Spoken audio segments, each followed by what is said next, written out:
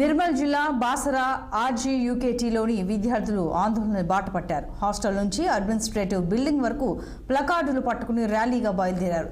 గతంలో పేర్కొన్న 17 డిమాండ్లను వెంటనే నెరవేర్చాలని ర్యాలీ నిర్వహించినట్లు విద్యార్థులు తెలిపారు. వి వాంట్ రెగ్యులర్ వీసీ అంటూ నినాదాలు చేస్తూ ర్యాలీ చేపట్టారు.